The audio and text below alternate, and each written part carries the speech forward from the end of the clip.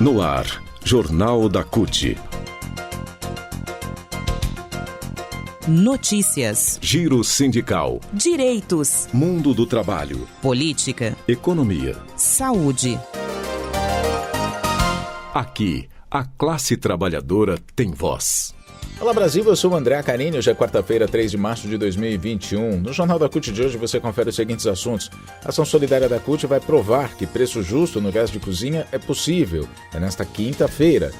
E ainda, Jornal da CUT em série, trabalhadores por aplicativos. Por que esse tipo de trabalho é precário? Nós vamos ouvir novamente Marilane Teixeira, do CESIT Unicamp, explicando por que essa profissão é tão sofrida. A partir de agora, aqui no Jornal da CUT. Rádio CUT. Aqui, a classe trabalhadora tem voz. Acesse pelo site www.cut.org.br.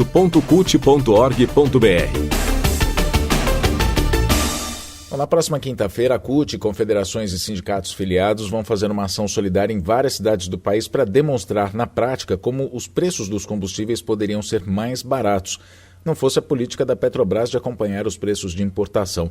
Além de cobrar o preço internacional, é acrescido o custo do transporte e do seguro até chegar ao Brasil. Em parceria com movimentos sociais e associações de moradores, vão ser distribuídos cupons de desconto para aquisição de botijões de gás com preço inferior ao praticado no mercado, preço que em muitos locais do país chega a R$ 120. A campanha tem como foco conscientizar a população sobre os impactos sociais da política de preços da Petrobras, que tem penalizado os trabalhadores brasileiros. Nessa terça-feira, a estatal anunciou mais um aumento de cerca de 5% nos preços. É o terceiro aumento do ano para o gás de cozinha, quarto do ano para o diesel e quinto aumento da gasolina em 2021. Mas mais que denunciar o alto custo dos combustíveis, como o gás de cozinha, a gasolina e o diesel, sindicalistas vão explicar que é possível vender mais barato e do próprio bolso vão subsidiar esses produtos para a população, vendendo com o que deveria ser o preço justo cobrado. A ação foi realizada com sucesso já em outras ocasiões, quando a FUP, a Federação Única dos Petroleiros, subsidiou descontos aos consumidores para a compra de gasolina e diesel. Rony Barbosa, que é secretário de comunicação da CUT, trabalhador petroleiro, afirma que o Brasil tem petróleo suficiente para o consumo interno e até sobra para exportar, e ainda tem refinarias da Petrobras para refinar esse petróleo. O custo da empresa é em real. Por que cobrar em dólar da população, ele questiona. Rony também diz que o brasileiro não tem que pagar no combustível o mesmo preço de países que não têm uma gota de petróleo e nem refinarias. Ele diz que essa política de preços tem que mudar, o combustível tem que baixar. Preços justos nos combustíveis é urgente e necessário. E quem mais sofre com esses aumentos é a população mais pobre. O secretário de Relações do Trabalho da CUT, Ari Loraldo do Nascimento, diz que trabalhadores assalariados, nas periferias em especial, desempregados e aqueles que contavam com auxílio emergencial para sobreviver durante a pandemia são as principais vítimas dessa política. E são milhões de brasileiros, né? Ele diz que não tem como comprar um botijão de gás para poder cozinhar o pouco que esse pessoal consegue comprar de alimentos, que também estão cada vez mais caros. O Ari diz que a ação solidária da CUT e da FUP vai provar a toda a sociedade que é possível praticar preços mais acessíveis à população. Ele diz que será um dia de diálogo com os trabalhadores para retratar o que está acontecendo no país, sobre o que pode mudar e sobre a importância de todos estarem mobilizados contra esse governo que não tem nenhuma preocupação com os trabalhadores mais pobres. Essa ação, dessa quinta-feira, faz parte do Dia Nacional de Mobilização organizado pela CUT e pelas centrais sindicais contra a redução do papel do Estado promovida pelo governo de Jair Bolsonaro. As pautas incluem a defesa das empresas estatais, que são estratégicas para o desenvolvimento do país, com geração de emprego e renda, a defesa do serviço público, que vem sendo sucateado desde o governo Michel Temer e que agora sofre mais ataques, com a proposta de reforma administrativa e ainda a luta pelo auxílio emergencial para garantir condições de sobrevivência àqueles que perderam sua renda durante a pandemia. O combate à pandemia de forma eficaz, negligenciado por Bolsonaro até agora, também é pauta de reivindicação nesta quinta-feira. Vacina já é a bandeira de luta para que o governo federal tome providências urgentes e eficazes para garantir a imunização de toda a população, para que o país consiga reduzir o número de vítimas da Covid-19. Para além do subsídio ao gás de cozinha, outras ações estão sendo coordenadas pelas estaduais da CUT em conjunto com movimentos sociais e outras centrais sindicais. As informações estão no portal cut.org.br. Repórter CUT. Repórter CUT. E agora, Jornal da CUT em Série, Trabalhadores por Aplicativos. A gente vai ouvir Marilane Teixeira, do CESIT Unicamp, para explicar para a gente por que esse tipo de trabalho é precarizado, quais são as condições do trabalhador, né? O que, na verdade, é o entrave para que esse trabalho seja um trabalho mais digno. Vamos ouvir, então, Marilane Teixeira. É bom destacar, por exemplo, as longas jornadas de trabalho, não tem flexibilidade nenhuma.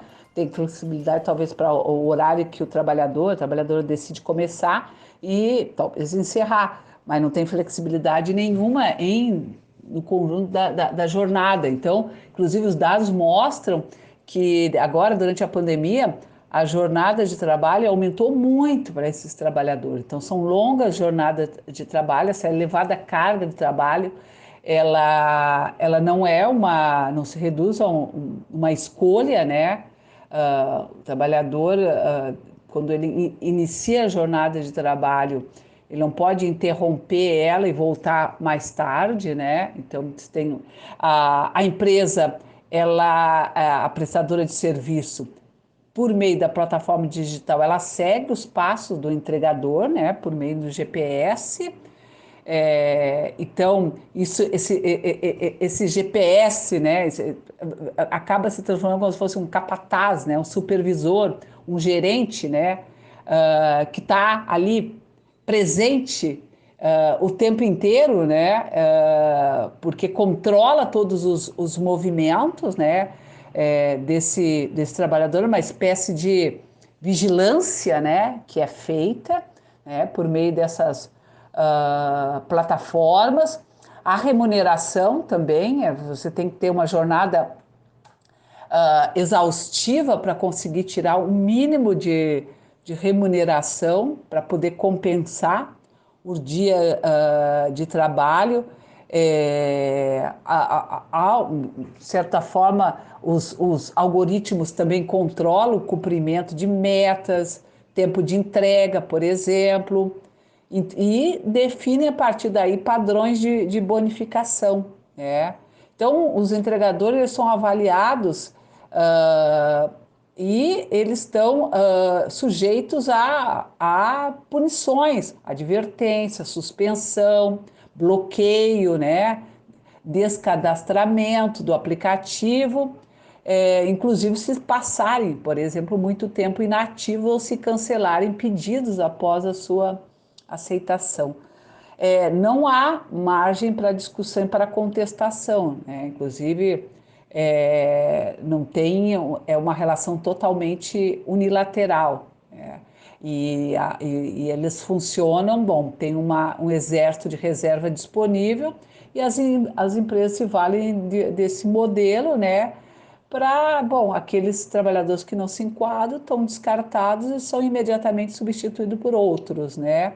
Que estão dispostos a se sujeitar a essas condições. Então, são condições de trabalho muito predatórias e que, evidentemente, elas não têm autonomia nenhuma nesse tipo de trabalho, né? Pelo contrário, você tem uma relação de subordinação muito clara, muito evidente pelo controle que os aplicativos têm sobre toda a rotina de trabalho desse entregador, além de todos os riscos relacionados com a saúde e segurança de trabalho, né? Principalmente no contexto da pandemia. As condições em que se realiza o trabalho, a segurança em relação aos deslocamentos, se está usando equipamento de segurança, por exemplo, está usando máscara, se está andando de bicicleta, as empresas às vezes não fornecem absolutamente nada. O trabalhador não tem nenhum lugar, por exemplo, para fazer a sua higiene. Ele é obrigado, forçado a ter que pedir o favor dos estabelecimentos comerciais para poder eventualmente utilizar um banheiro, não tem nem às vezes condições adequadas, dignas, para poder realizar uma refeição adequadamente. Então, emenda toda uma jornada de trabalho sem sequer parar para poder lanchar ou almoçar, enfim. Então, as condições são muito precárias, e isso tem resultado em mobilizações do setor no sentido de melhorar essas condições de trabalho. E, eventualmente, né, também uma parte do setor defende que haja relações contratuais, né? Que o trabalhador seja reconhecido como empregado, como funcionário das empresas de aplicativos e tem todos os direitos associados a essa condição de trabalho. Por exemplo, se ele adoece, ele perde os dias de trabalho, né? E provavelmente vai ser substituído por outro. Quando voltar, talvez tenha até dificuldade em retomar, né? Então, esses são alguns dos aspectos aqui que eu queria assinalar em relação a isso. Mais um aspecto aí da nossa série na nossa série de reportagens Trabalhadores por Aplicativos, mais um aspecto, né? A precarização do trabalho, por Marilane Teixeira, do CESIT Unicamp. O Jornal da CUT fica por aqui. Muito obrigado pela sua companhia. Nós nos falamos na próxima edição. Até lá.